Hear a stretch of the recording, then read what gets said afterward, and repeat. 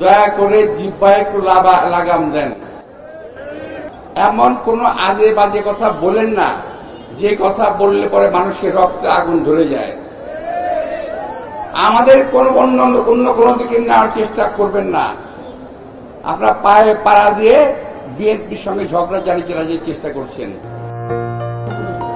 আমার মনে হচ্ছে আমার যে ভাইয়েরা শাহাদাত বরণ করেছেন তারা যদি আজকে কেউ একজন বেঁচে থাকতেন, কিংবা তারা যদি বুঝতে পারেন যে তাদের শাহাদাতকে নিয়ে, তাদের লাশকে নিয়ে, তাদের আত্মীয় স্বজনকে নিয়ে যেভাবে আজকে ব্যবসা বাণিজ্য চলছে, রাজনৈতিক ব্যবসা চলছে, তার কোন অবস্থাতেই তারা মার্জনা করতেন না।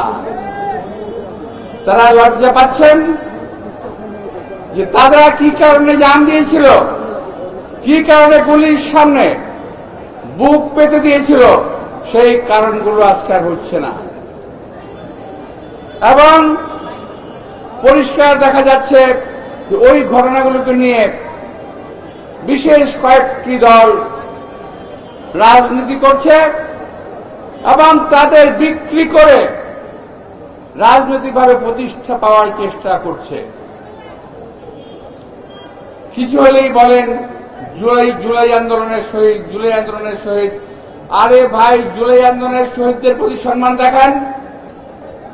তারা তো কোনো একক ব্যক্তি বা রাজনৈতিক দলকে সমর্থন দেয় নাই।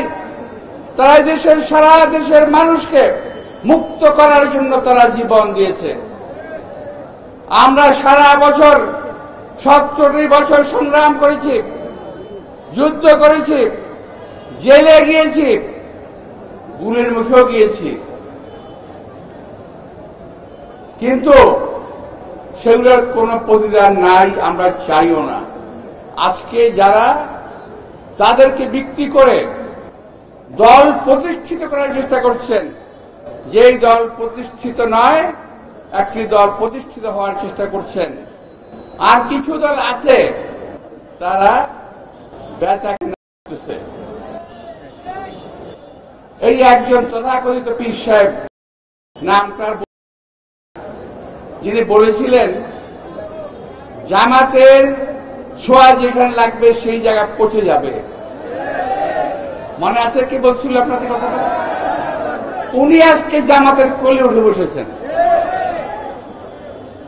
আবার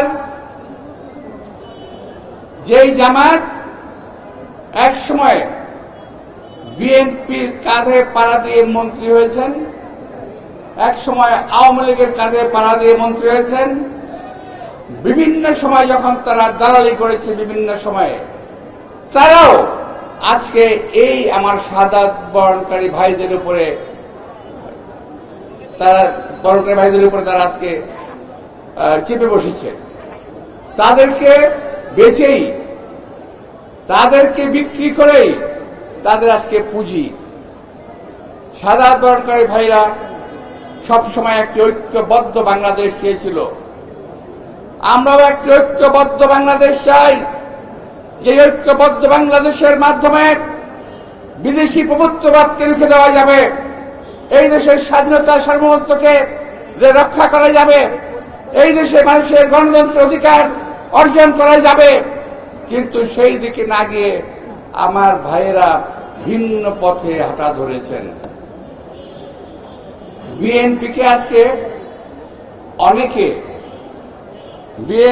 আজকে অনেকে আওয়ামী লীগের কাতারে ঠেলে দেওয়ার চেষ্টা করছেন। ওই দিন দেখলাম একটা ছেলে, আমাদের মজদুর বয়সী হবে কিংবা এখানে যারা আছে তাদের বয়সী হবে, একটা ছেলে বিএনপি সম্পর্কে বলছে গিনেস বুকে নাকি লেখা থাকবে একটি দল কিভাবে সারা বাংলাদেশ থেকে নিশ্চিহ্ন হয়ে যায়, অর্থাৎ তারা নাকি আমাদেরকে বাংলাদেশ থেকে নিশ্চিহ্ন করে দেবে, এমন ঔদ্ধত্য প্রকাশ করে বক্তব্য রেখেছে। আমি বলবো ভাইরা, দয়া করে জিহ্বায় একটু লাগাম দেন। জিহ্বায় লাগাম দিলে দেশের মানুষের ভালো হবে, আপনাদেরও ভালো হবে, আমাদেরও ভালো হবে, দেশের। এমন কোন আজে বাজে কথা বলেন না যে কথা বললে পরে মানুষের রক্তে আগুন ধরে যায়। আমাদের অন্য কোনো দিকে নেওয়ার চেষ্টা করবেন না। আপনারা পায়ে পাড়া দিয়ে বিএনপির সঙ্গে ঝগড়া চালিয়ে চেষ্টা করছেন। বিএনপি ঝগড়া করবে না। বিএনপি ঝগড়া করার দল নয়। বিএনপি একটি গণতন্ত্রকামী দল। বিএনপি গণতন্ত্রের জন্য লড়াই করে মানুষের সঙ্গে নিয়ে, সেখানে যদি আপনারা পাশে পড়ে যান তখন আমাদের কিছু করার থাকবে না। প্রিয় ভাইরা, আপনাদের নেতৃবৃন্দ বিভিন্ন সময় বিভিন্ন কথা বলেন, আগে কিন্তু বলতেন না। এই কিছুদিন যাবত 5ই আগস্টের পরেই বলতেছেন লম্বা লম্বা কথা। আমি জানি না কোথায় তারা শক্তি পেল, সাহস পেল। আপনারা শক্তিশালী হন, সাহসী হন, দোয়া করি। কিন্তু একটি সাচ্চা দেশপ্রেমিক দল বিএনপির বিরুদ্ধে অনর্থক উচ্চারণা করবেন না। সেই দিন মার্ডার হয়েছে, কোন একটার জন্য মর্মান্তিক একটা মার্ডার হয়েছে। বিএনপি কর্মীকে হত্যা করা হয়েছে, অথচ সেইটাকে ঘিরে তারা বলছে বিএনপিকে বাংলাদেশের মাটি থেকে নিশ্চিহ্ন করা না পর্যন্ত তাদের আর কোনো কাজ নাই।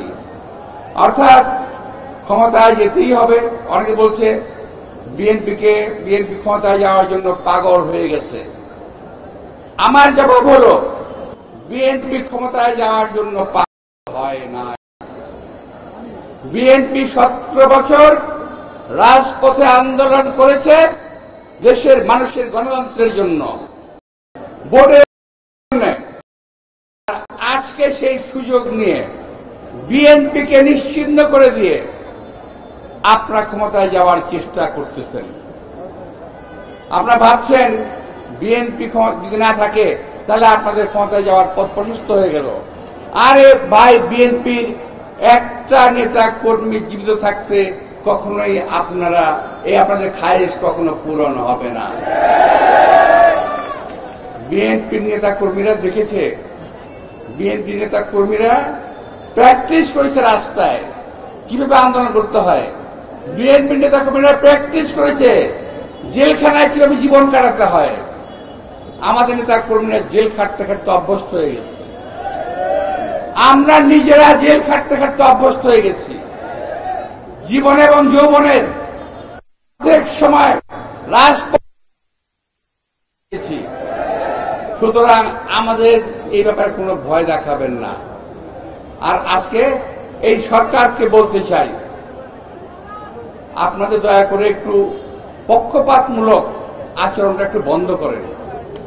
এতে দেশের ক্ষতি হচ্ছে। একটি দলকে আপনি কোলে রেখেছেন, আর একটা হলো কোল, একটা হলো কাক।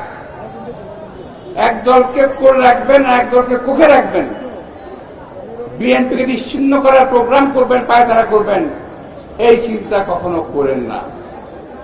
আপনারা দল এসেছেন, আমরা স্বাগত জানিয়েছি, আমরা সহযোগিতা করার চেষ্টা করছি, আপনাদেরকে সহযোগিতা দিচ্ছি।